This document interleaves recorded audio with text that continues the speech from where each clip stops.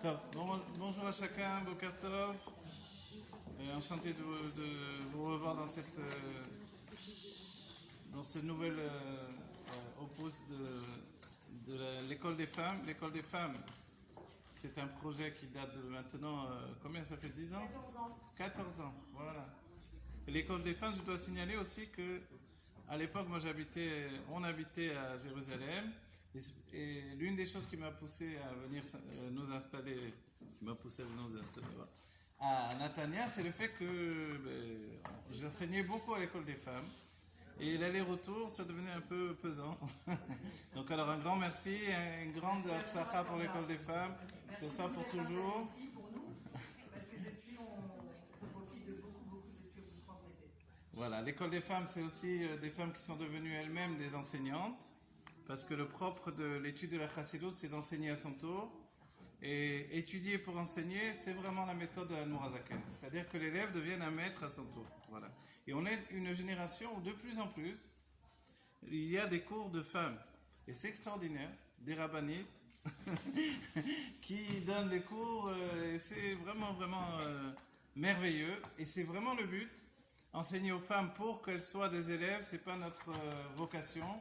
Enseigner aux femmes pour qu'elles réalisent qu'elles ont déjà assimilé beaucoup de Torah et qu'elles sont à même d'enseigner à leur tour, ça c'est vraiment la bénédiction de notre génération, puisqu'il est dit que Eshetraï la Teret Baala, la femme c'est la couronne, une femme vertueuse, c'est la couronne de son mari, et en fait, la couronne, c'est-à-dire qu'elle influence. Elle influence le mari. Et s'il est dit qu'elle influence le mari, on va dire, mais pourquoi il reste Baala dans le sens de maître? En fait, c'est parce que elle est capable de faire en sorte qu'il reçoive son influence et qu'il garde toujours sa dignité de mari, c'est-à-dire de celui qui a la sensation d'influencer à son tour, et ça c'est merveilleux. Et en réalité, c'est vraiment vous voyez comme l'idée de ces fontaines, l'eau elle sort et elle revient, l'eau elle sort et elle revient. En fait, elle influence pour qu'il puisse lui aussi l'influencer à son tour. Et c'est ça la vraie Géoula. La Géoula, c'est pas de faire un Mekabel, quelqu'un qui va recevoir, qui est tributaire de ce qu'on va lui donner. Non, c'est vraiment quelqu'un qui est à même de distribuer à son tour. Voilà. Nous sommes Parashat Shmot, et Parashat Shmot, donc en français, ce sont les noms. Les noms, c'est très important. J'ai écrit, moi, il y a déjà pas mal d'années, ce livre, La psychologie du prénom hébraïque, vous le connaissez. Aujourd'hui, je me dis, j'aurais pas dû écrire le prénom hébraïque, j'aurais dû écrire la psychologie du prénom. Pourquoi? Parce que quand on écrit un prénom Françoise ou Julie ou Robert, on écrit en hébreu avec des lettres hébraïques, du coup on a la possibilité de l'analyser. Et c'est ça ce qui est particulier à ce livre-là. D'abord en lui-même c'est 20 ans d'études, et ensuite ce qu'il y a de merveilleux c'est que quand on écrit une lettre en hébreu, alors elle est elle-même un réceptacle de vitalité, de bénédiction, d'influence. Et ça, il faut s'en rendre compte. C'est-à-dire que le fait d'avoir reçu un nom, un prénom juif, c'est une bénédiction en soi. Donc le but, c'est quoi? C'est d'optimiser notre prénom en le comprenant et en lui donnant matière à évolution. C'est-à-dire que quand je comprends que dans mon prénom, a priori, tout n'est pas positif, mais sous-entendu que tout n'est pas une influence directe de bien dévoiler, ce qui me paraît difficile dans mon prénom, c'est comme un challenge, quelque chose que je dois obtenir, quelque chose que je dois dévoiler. Par exemple, il se peut qu'une personne dise je ne ressens pas finalement à l'explication de mon prénom. Mais en fait, c'est parce que c'est aussi quelque chose que je dois gagner de par mon travail personnel. Et aujourd'hui, grâce à Dieu, nous sommes une génération où les hommes, autant que les femmes, nous travaillons, nous nous remettons en question. On n'a pas peur d'apprendre, et d'apprendre encore. Et ça, c'est merveilleux. Ne pensez pas que c'est quelque chose qui était naturel dans les générations passées, c'est pas vrai. On remonte 50 ans en arrière, et on voit qu'apprendre de nouvelles choses, oh là là, ça suffit ce que j'ai appris pour faire ma vie, et c'est tout. Mais aujourd'hui, on voit qu'on n'arrête pas là. On va dire, c'est vrai qu'il y a la communication, ça nous envahit, mais ça nous éduque au meilleur, à cette faculté de se recommencer sans arrêt. Et le principe même de la Chassidut, l'Admor HaZaken, qui nous a écrit le Tanya, qui est comme le Shulchan Arour de notre vie de juif, le Tanya, lui, il nous enseigne que si je ne suis pas capable de me remettre en question constamment, alors finalement je suis comme enfermé dans mon âme. Et mon âme elle-même, elle est enfermée dans mon corps. Donc en fait, pour que tout circule, tout voyage au-dedans de moi, je dois être capable d'atteindre une remise en question constante. Et ça, c'est la tchouva. Être un bal tchouva, c'est pas quelque chose qui est obtenu, c'est quelque chose qui est en mouvance, qui ne s'arrête jamais. Dans le prénom, il y a la première lettre du prénom, qui d'après le Zohar est la plus importante. Elle va définir toute la nature du prénom. On dit que les Juifs qui étaient en Égypte, alors ils ont fait pas mal de choses bien et pas bien. Des choses bien grâce à Dieu. Mais aussi on dit Elo Ovdei Avodah Zara, Elo Ovdei Avodah Zara. Les anges vont venir être Mekatreg, c'est-à-dire qu'ils vont venir s'opposer au fait de la délivrance du peuple juif. Et ils vont argumenter, ils vont dire, mais c'est vrai que les Égyptiens sont des idolâtres, mais les Juifs aussi, à proximité de l'idolâtrie, ils ont fréquenté également l'idolâtrie. Donc qu'est-ce qui leur permet d'être libérés? On dit ils ont gardé 3 éléments qui leur a permis, qui leur a donné le srout d'être libérés. C'est le fait de ne pas avoir changé leurs vêtements. Ils ne se sont pas habillés comme les Égyptiens, qui étaient plutôt du genre déshabillés, qu'habillés d'ailleurs. Ils n'ont pas changé. Qu'est-ce qu'ils n'ont pas changé? Leurs vêtements. Hein? Ah voilà, leur langue. Donc ils parlaient toujours en hébreu. Et l'hébreu, c'est pas juste de parler en hébreu comme on peut parler en Israël. La langue hébraïque, c'est la langue de la création du monde. C'est pas n'importe quoi, c'est la Shon HaKodesh. Et la Shon HaKodesh, quand Rabbi Yehuda Hanassi nous a transmis la Mishnah, il nous a transmis également la Shon HaKodesh. De peur qu'elle ne s'oublie également. Donc en fait, quand ils ont préservé cette langue-là, ils ont préservé la langue de la création qui les unissait au Créateur. Et ensuite, le dernier point, ils n'ont pas changé leur nom. Ils ne sont pas devenus, je ne sais pas quoi, les noms égyptiens, je ne les connais pas. Isiris, Maurice, Boris. Alors ils ont gardé leur nom juif. Et ça, c'est merveilleux. Le prénom juif, c'est comme une carte d'identité. Mais c'est également un pouvoir. Vous voyez, il y a le pouvoir, c'est-à-dire, en hébreu, on dira Cholet, ce que je peux réaliser. Les sages diront, ceux qui connaissent ce livre-là, depuis que j'ai sorti ce livre, on n'arrête pas de. Les nouveaux parents, grâce à Dieu, n'arrêtent pas de me téléphoner, m'envoyer des WhatsApp. Ah, on veut appeler notre enfant comme ça, qu'est-ce que vous en pensez?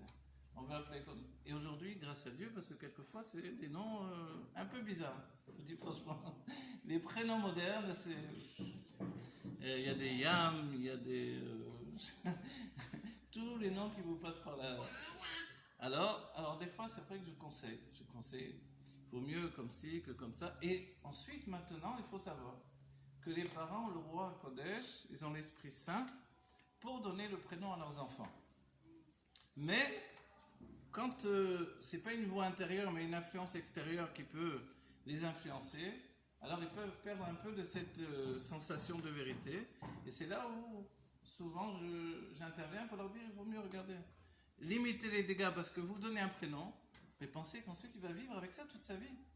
À l'école, on va se moquer de lui peut-être, etc., etc. Donc en fait, le prénom, c'est une possibilité d'évolution de la personnalité. Alors la première lettre, elle influence. La première lettre, elle influence toute la personnalité, c'est vrai. Et d'après le Zohar, c'est l'essentiel du prénom. C'est cette première lettre. Si c'est un Yud, si c'est un He, si c'est un Vav, etc. Et puis, les autres lettres vont venir équilibrer la première lettre. Il y a un enseignement de la Nourazaken qui nous explique que, en fait, la Neshama, dans l'enfance, elle s'habille dans les pieds. C'est assez curieux de dire ça. Mais un enfant, c'est une vitalité. Un enfant, il va, il vient. Et même quand il mange, il aime bien. Il repart, il revient, il repart, il revient. Il adore aller venir, il ne s'arrête pas. Il s'écroule à un moment, mais tant qu'il a encore de l'énergie, il ne s'arrête pas. C'est ça les enfants. Parce qu'en vérité, l'âme se trouve dans les pieds. À l'adolescence, voilà, voilà. À l'adolescence, l'âme va s'habiller dans le cœur. Alors là, ça change tout. Vous avez compris? C'est-à-dire que dès ce moment-là, la personnalité elle est à la recherche de plaisir. Le rabbi, le Tzemar Tzedek, dira que l'âme animale, c'est un désir d'avoir du plaisir. Mais au moment de l'adolescence, c'est plus compliqué. Ça devient un plaisir d'avoir du désir. Est-ce que vous comprenez ce que ça veut dire? C'est-à-dire que désirer quelque chose, c'est mon plaisir au moment de l'adolescence. Et à ce moment-là, quand je désire d'une manière infinie, rien ne peut me rassasier. Et c'est le fait des adolescents. Les adolescents ne sont jamais rassasiés parce que le désir est infini. Donc dans ce moment-là, l'âme se trouve dans le cœur. Et ensuite, seulement au moment de l'âge adulte, l'âme peut s'habiller dans le cerveau. Vous vous rendez compte? Et qu'est-ce que ça veut dire qu'elle s'habille dans le cerveau? Alors qu'est-ce que l'âge adulte, d'après la Torah? Ça commence par le mariage. Quelqu'un qui n'est pas marié, il ne peut pas devenir véritablement adulte. L'adulte, c'est l'équilibre également du couple. Donc en fait, à ce moment-là, l'âme s'habille dans le cerveau. On va dire, alors de quoi parle le Zohar quand il dit la première lettre, c'est l'essentiel? Il parle de cette situation-là où l'âme s'habille dans le cerveau. Et j'ai de la concurrence là.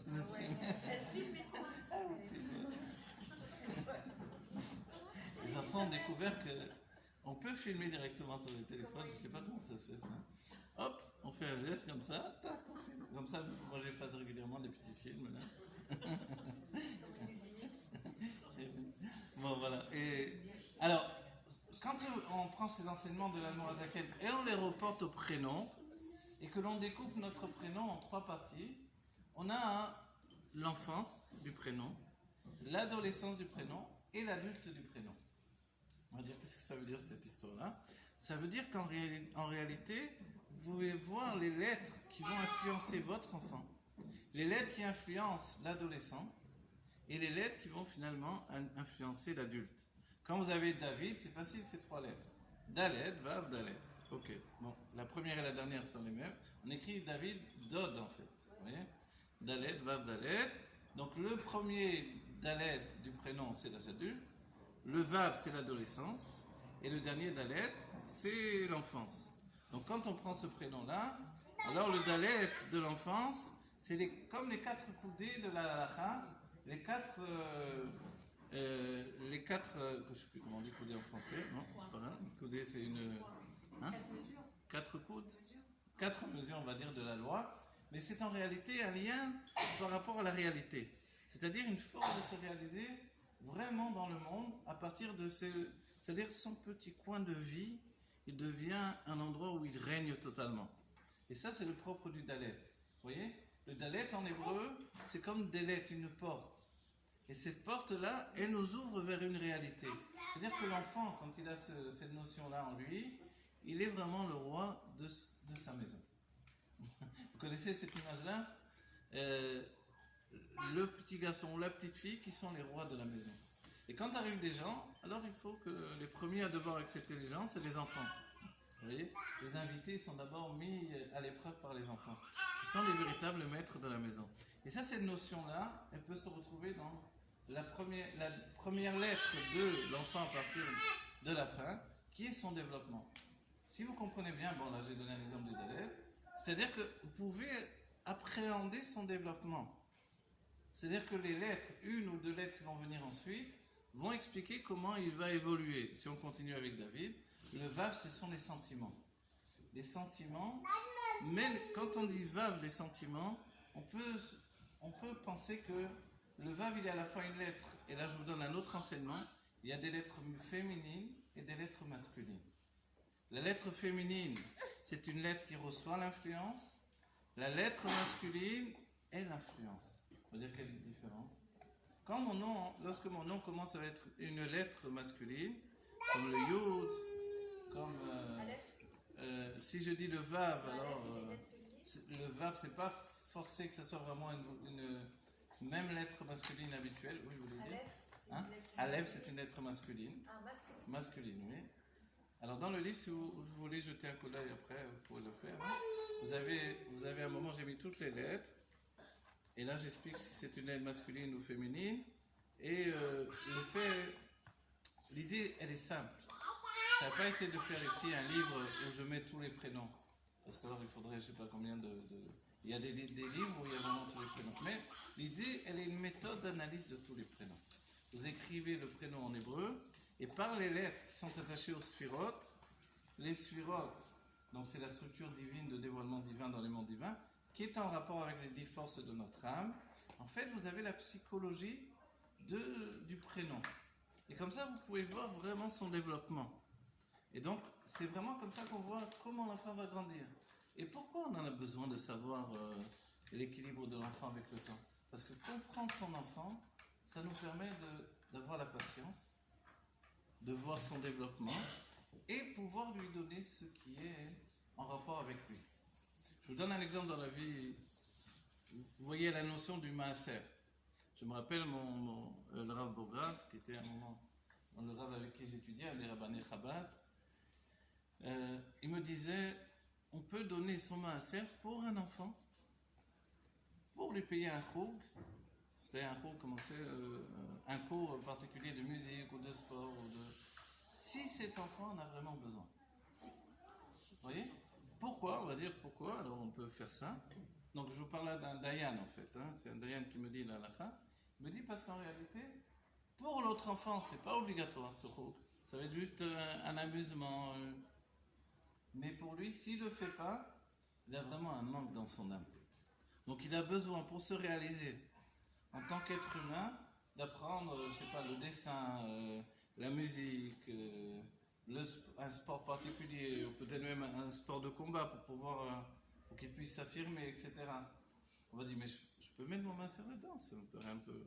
Si tu le conçois comme un amusement, évidemment que non. Mais si tu conçois que pour cet enfant-là, c'est nécessaire et tu n'aurais pas l'argent de le payer si ce n'était pas ton maaser, alors il te serait permis de mettre ton maaser. Vous comprenez? C'est-à-dire que dans le développement d'un enfant, vous avez besoin de le comprendre. Dans l'enfance, vous pouvez éduquer tous les enfants au même niveau. Il n'y a pas de différence. Mais dès qu'on arrive à l'adolescence, si vous n'avez pas cerné déjà la personnalité de l'enfant et que vous n'êtes pas capable de l'aider à devenir lui-même, alors il y a quelque chose de difficile qui va arriver. C'est une confrontation entre l'adulte et l'enfant. Parce que qu'est-ce qui nous embête chez l'adolescent? C'est qu'il empiète dans le monde de l'adulte. Et c'est qu'il prend des décisions personnelles. Pas qu'il est en train de faire ce que vous dites et c'est tout, comme les enfants. Bien que les enfants d'aujourd'hui ne sont plus les enfants d'hier. Mais, et en plus, l'idée de l'adolescence, aujourd'hui, on voit qu'il y a une préadolescence. C'est-à-dire, à partir de 10-11 ans, les enfants, c'est terminé. Ils sont vraiment comme des adolescents aujourd'hui. Alors, on se rend compte qu'il ne suffit plus de simplement leur dire quoi faire et d'attendre qu'ils obéissent sagement. Non, on a besoin de les aider. Vous voyez, c'est comme l'auto-école. Vous conduisez, mais l'autre, il est à côté, et puis il est là, il surveille. Il peut, à chaque moment, donner un coup de frein. Et là, vous devez être comme ça. C'est-à-dire, l'aider à s'auto-éduquer, à trouver le chemin qui est en relation avec lui-même, et lui permet d'avancer. Et c'est pour ça qu'il y a un chapitre du Tanya qui nous explique de Chanor Lednar Alpidarko. Tu vas éduquer l'enfant, le jeune homme, selon son chemin. Parce que lorsqu'il va vieillir, il ne le quittera pas. Et toute l'explication elle est basée sur le fait que, mais son chemin, ça ne veut pas dire que c'est le chemin qui est le meilleur. C'est vrai que ce n'est pas le meilleur dans ta vision des choses. J'aurais voulu peut-être que mon enfant, ça soit un Talmid Chacham, qu'il étudie, qu'il ne pense pas à autre chose, etc. Mais je vois qu'il a la tête en l'air, il n'arrive pas à se concentrer, il est intéressé par autre chose. Alors, qu'est-ce que je vais faire? Pour moi, c'est la fin du monde. Alors, je dois apprendre à vivre avec ça et l'aider à s'épanouir dans le chemin qu'il a pris lui-même. De manière à intégrer ce que je veux absolument lui donner. Déjà comprendre. Voilà. Il faut être psychologue. Ah oui, il faut être psychologue, etc. Bien sûr que oui. Moi, je veux qu'il étudie, je veux lui transmettre la richesse du peuple juif. La Torah, les mitzvot, c'est normal de lui transmettre tout ça. Mais en même temps, il a une personnalité qui se confronte à un désir d'épanouissement. Donc, je dois trouver un juste milieu entre ces deux notions-là. Je ne peux pas sacrifier son âme à mon désir de lui transmettre Torah et mitzvot, par exemple, ou autre chose qui est important pour moi. On ne peut plus faire du copier-coller dans notre époque, ça ne marche plus. Donc en fait, je dois vraiment l'aider à devenir lui-même. Devenir lui-même, on explique, vous voyez, il y a un enseignement, Pa'amaim Mimcha, quand Eliyahu Hanavi est monté dans les mondes divins, avant de monter dans les mondes divins, de quitter ce monde, il a demandé à son élève Elisha, qu'est-ce que je peux te donner avant de partir? Et il lui a dit, Pamay mincha, je veux 2 fois ce que tu es. Et on verra que ça s'est réalisé. Il y a un secret par rapport à 2 âmes qui étaient dans Eliaou, qui sont passées chez Elisha, son élève. Mais il y a ensuite des explications qui veulent nous dire, qu'est-ce que ça veut dire Pamay mincha? Quand moi j'ai un enfant, je peux vouloir qu'il soit comme moi. Mais ça, ce ne sera jamais Pamay mincha, ce ne sera jamais 2 fois ce que je suis. En réalité, je dois travailler à lui transmettre tout ce que j'ai à lui donner, avec un véritable chesed, une véritable générosité, mais ensuite je dois l'aimer suffisamment pour lui montrer qu'il a des choses que je ne possède pas. Vous comprenez? C'est-à-dire que ça c'est vraiment 2 fois ce que je suis. C'est-à-dire lui donner de comprendre que moi je lui ai donné naissance, mais en réalité, il a en lui des choses que moi je n'aurai jamais. Et que j'admire. Moi, on va dire en tant qu'enseignant, j'ai toujours eu cette notion-là de voir chez les élèves des choses que je n'avais pas. Et mon travail était toujours de les mettre en avant et de faire grandir chez l'élève ce que le maître n'a pas. Et c'est, il me semble, la véritable leçon que la Chassidoute nous donne. Quand l'Admorazaken désire que l'on soit des maîtres à notre tour, c'est-à-dire qu'il a un désir que l'on dévoile en nous des choses qui peut-être ne sont pas dévoilées chez lui. Et c'est comme ça que l'on doit avoir les qualités de chacun. Donc en fait, quand j'ai écrit ce livre-là, j'ai voulu vraiment donner une possibilité d'appréhender la personnalité par le biais de l'analyse du prénom. Et après, bien sûr, il y a d'autres éléments. Est-ce qu'on change de prénom? Alors quelquefois, des gens me téléphonent et me disent, voilà, on veut changer de prénom parce que c'est ça. Je dis doucement, le prénom, c'est pas une chemise qu'on enlève comme ça. Le prénom, c'est quoi alors le prénom? Et ça, je nous dis plusieurs enseignements. Ils nous disent à la fois, le prénom, c'est rien du tout. Ok, alors on peut en faire une histoire. Et après, ils nous disent, le prénom, c'est tout. Alors, en fait, voilà, le prénom, ce n'est pas notre âme. Mais dès que l'âme pénètre dans le corps, on a besoin d'un prénom pour rattacher notre âme dans le corps avec l'âme dans la source divine. Donc c'est pour ça qu'il est important de comprendre les lettres de notre prénom et de comprendre comment ça fonctionne finalement. Donc en fait, dès ce moment-là, le prénom, il est tout. Mais par rapport à l'âme, il n'est rien du tout. Vous comprenez? Mais si quelqu'un a un prénom difficile, est-ce qu'il va vivre avec ça? Dans le livre, j'explique que des prénoms, par exemple, comme Abraham, Yitzhak et Yaakov, alors Yaakov c'est différent, mais Abraham et Yitzhak sont des prénoms excessifs. Donc alors, ça sera mieux d'y associer un autre prénom. Et ça, c'est le secret. Au lieu de changer de prénom, alors non, on ne fait pas ça. Rajoute un autre prénom qui va équilibrer le premier prénom. Parce que ton prénom, c'est... Oui, c'est comme une recette de cuisine. Si je dis, bon, je ne vais pas faire de bio comme ils disent de mettre 4 œufs, je trouve que c'est trop 4 œufs, je vais mettre un seul œuf. Ce ne sera pas le même goût. La même chose, le prénom, je peux penser que c'est pas grave, je change de prénom, allez, qu'est-ce que ça fait? Ah, ça fait? Mais tu vas devenir quelqu'un d'autre? C'est ce que tu veux? En fait, on ne peut pas être quelqu'un d'autre. Donc du coup, je vais plus réussir à m'épanouir dans ma personnalité. Donc en fait, rajouter un autre prénom, c'est un autre conduit de vitalité qui peut équilibrer le premier. Mais ne jamais changer. Ça, c'est une chose importante. D'accord? Excusez-moi. Oui. Est-ce qu'il faut bien réfléchir à la naissance de ne pas donner plusieurs prénoms si on n'a pas l'intention au quotidien d'appeler la personne avec les deux? Non, alors je vous explique. Vous pouvez donner plusieurs prénoms, et même si vous ne les utilisez pas au quotidien, mais quand vous demandez une bénédiction pour votre enfant, à la Torah ou en disant des télim, alors vous dites le prénom en entier. Et de temps en temps, c'est bien de dire les 3 prénoms, par exemple. Vous voyez? Comprenez? Voilà. Du moment qu'on ne les dit pas tous, enfin au moins Non, c'est non, parce que le peuple juif, il y a des traditions où il n'y a qu'un seul prénom, il y a des traditions où il y a de nombreux prénoms. C'est vrai, plus chez les Ashkenazim, il y a beaucoup de prénoms. Et puis quand on rajoute les prénoms des grands-pères et des grands-mères, alors ça fait rien, il faut les dire de temps en temps, même si au quotidien on ne l'utilise pas. Le surnom, est-ce que c'est une bonne chose? Dans le Réchit Rochma, il est dit qu'il y a un endroit du Gehinom, un couloir de Gehinom pour ceux qui donnent des surnoms. On va dire, alors on ne va pas donner de surnom à notre enfant. Non, c'est des surnoms pour se moquer de la personne. Mais un surnom positif, c'est bien. On a toujours dit des surnoms pour nos enfants. Ce n'est pas exactement leur prénom, c'est un surnom affectif. Vous voyez? Mais alors dans ce cas-là, on ne dit pas du tout son prénom. Alors il y a un problème. Non, parce que quand on va le dire à la Torah, en lisant des Tehillim, on va dire son prénom en entier. D'accord? Et j'ai remarqué une chose, quand on est énervé, hein, on a une tendance à dire le prénom en entier, vous voyez? Voilà. Alors, je vais couper maintenant. Vous avez une autre question, Léa? Juste une question. Est-ce que le prénom Léosie peut influencer le prénom hébraïque?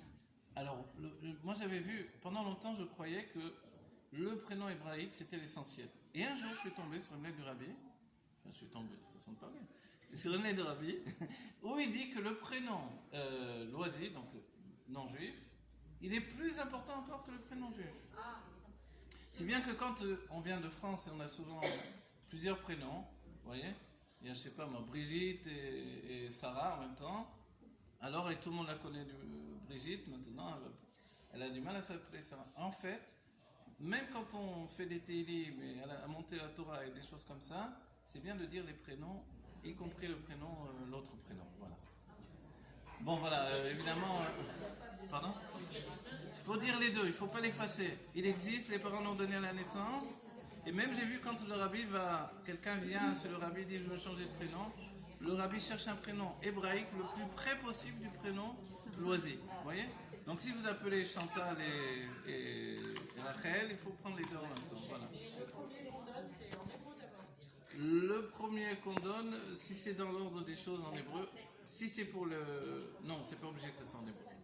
Surtout, je vous dis quelque chose, si vous avez des prénoms judéo-arabes, etc., il ne faut pas en avoir honte. Vous voyez? C'est du judaïsme. C'est du judaïsme. Ou yiddish, vous voyez? Les gens qui ont des noms yiddish, ils n'ont pas honte. Et les noms judéo-arabes en Orient, non, non, non. C'est du judaïsme et c'est important. Voilà, que Dieu bénisse les enfants d'Israël. Amen. Amen.